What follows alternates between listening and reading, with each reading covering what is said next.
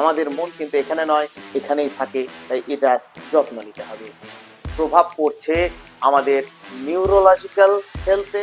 Prefrontal কর্টেক্সও তার কার্যক্ষমতা হারিয়ে ফেলে। অ্যামিগডালা।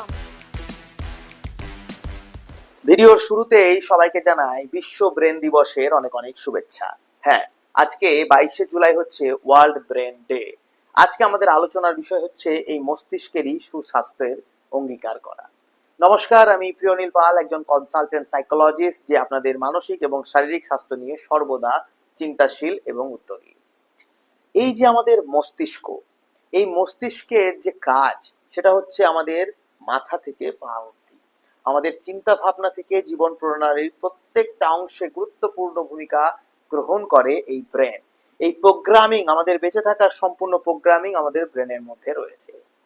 দীর্ঘকালীন দুশ্চিন্তা, মানসিক স্বাস্থ্য নিয়ে সচেতন না থাকা, উদ্বেগ, অ্যাংজাইটি বা ডিপ্রেশনের মতো সমস্যাগুলোকে পুষে রাখার ফলে শুধু আমাদের মনের মধ্যে প্রভাব পড়ছে তা কিন্তু নয়, প্রভাব পড়ছে আমাদের নিউরোলজিক্যাল হেলথে এবং প্রভাব পড়ছে আমাদের ব্রেনের গঠনগত অর্থাৎ স্ট্রাকচারাল এবং ফাংশনাল অ্যাক্টিভিটিতে।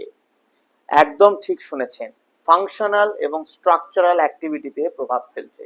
আমরা যখন দীর্ঘকালীন দুশ্চিন্তা করি, দীর্ঘকালীন উদ্বেগের মধ্যে থাকি, mental health condition day to day deteriorate করে, সেই সময় আমাদের শরীরের মধ্যে কর্টিসলের প্রাদুর্ভাব বাড়তে থাকে। আমাদের মস্তিষ্কের দুটো গুরুত্বপূর্ণ অংশ, একটি হচ্ছে অ্যামিগডালা, অন্যটি হচ্ছে প্রিফ্রন্টাল কর্টেক্স। যখন অতিরিক্ত দুশ্চিন্তা, অতিরিক্ত উদ্বেগ, মানসিক স্বাস্থ্যের অবনতি আমাদেরকে ঘিরে ধরে, সেই সময় আমাদের অ্যামিগডালার মধ্যে ফাইট অর ফ্লাইট রেসপন্স তৈরি হয় এবং প্রিফ্রন্টাল কর্টেক্সও তার কার্যক্ষমতা হারিয়ে ফেলে। অ্যামিগডালা আমাদের বিভিন্ন ধরনের প্রতিরোধ করতে সহযোগিতা করে, অন্যদিকে প্রিফ্রন্টাল কর্টেক্সের মধ্যে আমাদের চিন্তা ভাবনা, আমাদের কার্যকারিতা, ইমোশনাল যে থট প্রসেস, সেইগুলো সে নিয়ন্ত্রণ করে। এই অতিরিক্ত দুশ্চিন্তার জন্য, অতিরিক্ত চিন্তা করার জন্য ব্রেনের অ্যামিগডালা এবং প্রিফ্রন্টাল কর্টেক্সের যে কার্যক্ষমতা সেটা কমে যাচ্ছে। ফল কি হচ্ছে?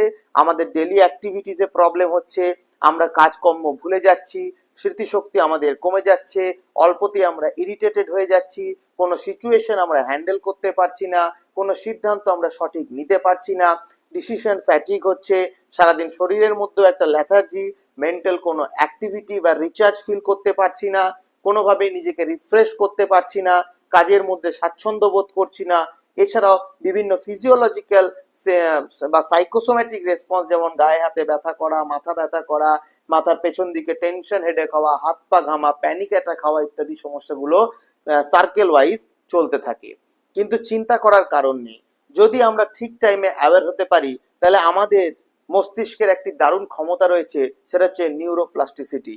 এই নিউরোপ্লাস্টিসিটি হচ্ছে সঠিক অভ্যাস, সঠিক চিকিৎসা এবং সঠিক টেকনিক্স এবং টুলসের মাধ্যমে যদি আমরা কাজ শুরু করি, তাহলে ব্রেন আবার খুব দ্রুত নিজেকে রিকভারি স্টেজে নিয়ে যেতে পারে, ব্রেন খুব দ্রুত নিজেকে পুরনো সুস্থ জায়গায় ফেরত নিয়ে যেতে পারে।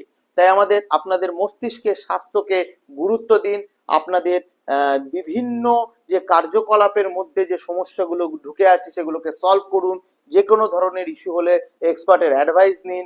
মানসিক স্বাস্থ্য সরাসরি কিন্তু আমাদের ওভারঅল স্বাস্থ্যের সাথে সম্পর্কিত, তাই নিজেদের মস্তিষ্কের যত্ন নিন। আমাদের মন কিন্তু এখানে নয়, এখানেই থাকে, তাই এটার যত্ন নিতে হবে। ধন্যবাদ, ভালো থাকুন, সুস্থ থাকুন, নমস্কার।